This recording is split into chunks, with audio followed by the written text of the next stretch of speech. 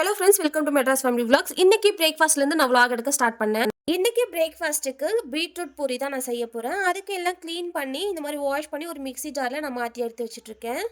நான் ஒரு 2 பீட்ரூட் போல் எடுத்திருக்கேன். கொஞ்சம் ஸ்மால் சைஸில் இருந்ததால் 2 எடுத்துக்கிட்டேன்.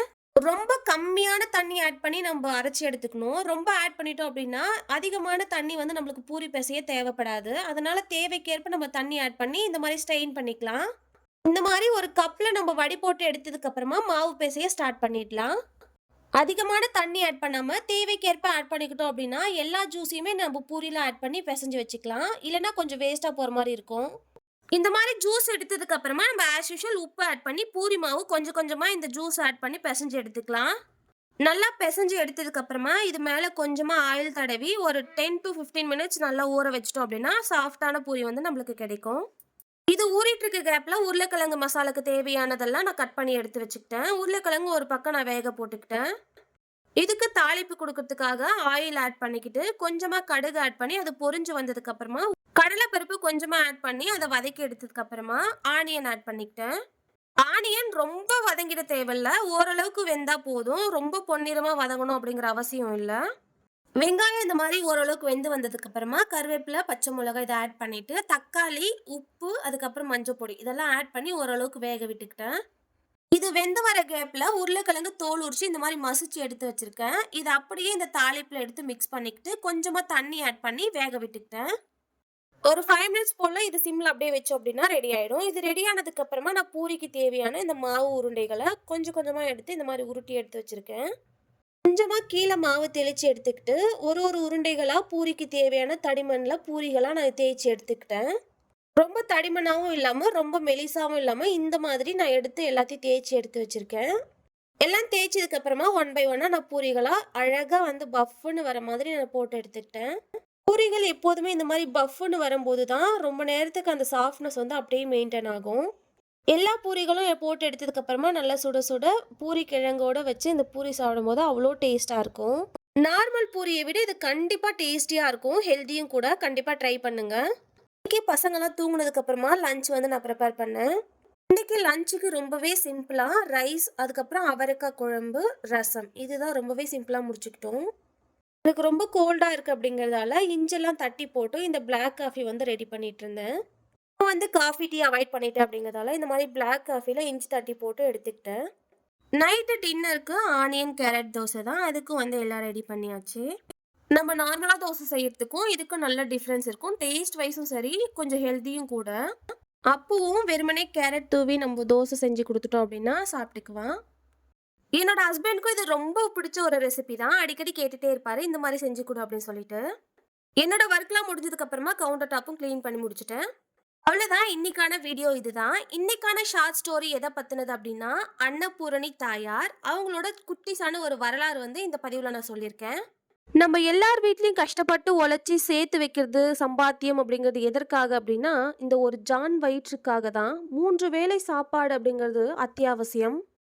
உயிர் வாழ அத்தியாவசியமான ஒன்று உணவுதான். அந்த உணவினை நமக்காக படைத்து கொடுப்பவள் தான் அன்னபூரணி தாயார்.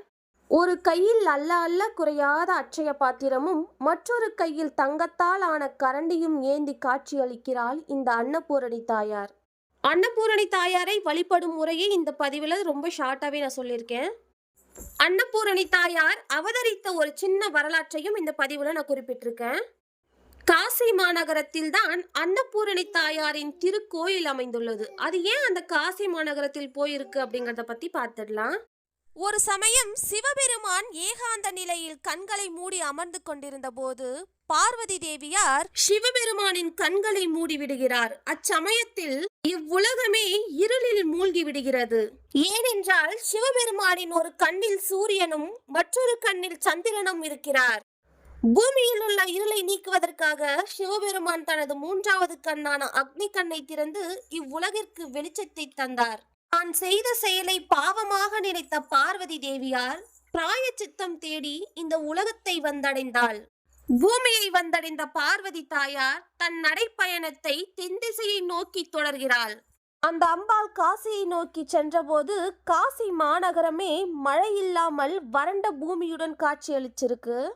பஞ்சத்தில் வாடிய மக்களின் கஷ்டத்தை பார்த்த பார்வதி தேவி காசி மாநகரிலேயே அன்னபூரணியாக அவதரித்து குடியேறுகிறாள். அதுக்கப்புறம் தான் காசி மாநகரம் ரொம்பவே செழிப்பான ஒரு மாநகரமா கருதப்படுது. மக்களின் பஞ்சத்தை தீர்த்து வைத்து அன்றிலிருந்து இன்று வரை உலகில் உள்ள அனைத்து உயிர்களுக்கும் உணவளித்துக் கொண்டுதான் இருக்கிறாள் அன்னபூரணி தாயார். நம்மள நிறைய பேரு அன்னபூரணி தாயாரின் சிலையை வீட்டில் வைத்து வழிபடும் வழக்கம் இன்றளவும் இருந்துட்டு தான் இருக்கு. அன்னபூரணி தாயாரின் சிலையை வீட்டில் வைத்து வழிபாடு செய்வது அப்படிங்கிறது மிகவும் நல்ல செயல். அன்னபூரணி தாயாரை வீட்டில் வைத்து வழிபடும் முறையும் இந்த பதிவுல நான் சொல்லியிருக்கேன். ஒரு தாம்பூலம் அப்படி இல்லைன்னா ஒரு மரப்பலகை இருந்தா அது மேல பச்சரிசியை நிரப்பிட்டு அதுக்கு மேல இந்த அன்னபூரணி தாயாரின் சிலையை வைத்துக் கொள்ள வேண்டும். அன்னபூரணி தாயாரின் உருவப்படம் வீட்டுல இருக்கு அப்படிங்கிற பட்சத்துல அதை நீங்க உங்க சமையல் அறையில வச்சு வழிபாடு செஞ்சா மிகவும் சிறப்பு. நீங்க எப்போதுமே நான்வெஜ் வீட்டுல சமைக்கிறீங்க, தினமுமே சமைக்கிறீங்க அப்படிங்கிற பட்சத்துல அன்னபூரணி தாயாரின் உருவப்படத்தை பூஜை அறையில் வைத்து வழிபாடு செய்வது அப்படிங்கிறது சிறப்பு. அன்னபூரணி தாயாரின் சிலையை அந்த தாம்பூலத்துல வச்சோம் இல்லையா, அந்த தாம்பூலத்துல ₹1 நாணயம் அது கூடவே ஒரு மஞ்சள் கிழங்கை வைப்பது அப்படிங்கிறது மிகவும் நல்லது. தினமும் பூ வைத்து தீபமேற்றி அந்த அம்பாளை வணங்கி வரோம் அப்படின்னா நம்ம வீட்டுல என்னைக்குமே அன்னத்திற்கு குறைபாடு இருக்காது. விக்கிரக வழிபாடு செய்றீங்க அப்படிங்கிற பட்சத்துல வஸ்திரம் இல்லாமல் வழிபடக்கூடாது. எந்த சிலை இருந்தாலும் சரி வஸ்திரம் இல்லாமல் வழிபடுவது அப்படிங்கிறது தவறு. அதே போல நம்ம வீட்டுல இருக்கிற சாப்பாட்டை இல்லாதவர்களுக்கு தானமாக கொடுக்கும் போதுதான் நம் வீட்டில் அன்னபூரணி தாயார் நிரந்தரமாக வாசம் செய்வாள் அப்படிங்கிறது நிச்சயமான உண்மை. ஒரு சிலரது வீட்டில் அன்னபூரணி தாயாரை வைத்து வழிபட்டாலும் கூட அவர்களது வீட்டில் உள்ள கஷ்டம் இருந்து கொண்டேதான் இருக்கும். அதற்கான காரணம் என்ன அப்படிங்கிறத பார்த்துடலாம். சமைக்கும் போது இருக்கும் ஆர்வம் அதனை மற்றவர்களுக்கு பரிமாறும் போதும் இருக்க வேண்டும்.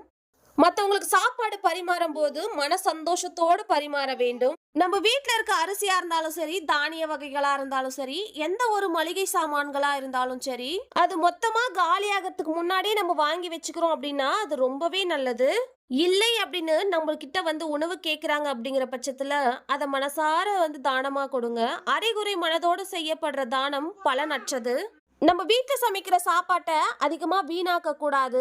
முக்கியமா இல்லை அப்படிங்கிற வார்த்தை நம்ம வீட்டில் அதிகமாக யூஸ் பண்ண வேண்டாம். உங்களால முடிஞ்ச வரைக்கும் அன்னதானம் பண்றதுக்கு ட்ரை பண்ணுங்க. அன்னபூரணி தாயாரின் பரிபூரண ஆசி உங்களை சேரும். அவ்வளவுதான். இந்த ஸ்டோரி உங்களுக்கு யூஸ்ஃபுல்லா இருந்திருக்கும் நம்புறேன். இன்னைக்கான கிவ் அவே கொஸ்டின் என்ன அப்படிங்கறத பார்த்துடலாம். இன்னைக்கு நான் செஞ்ச டின்னர்ல ஒரு 4 வகை பொருட்கள் 2 பிளேட்ல கட் பண்ணி எடுத்து வச்சிருந்தேன். அந்த 4 வகை பொருட்களோட பேரை நீங்க மென்ஷன் பண்ணி சொல்லணும்.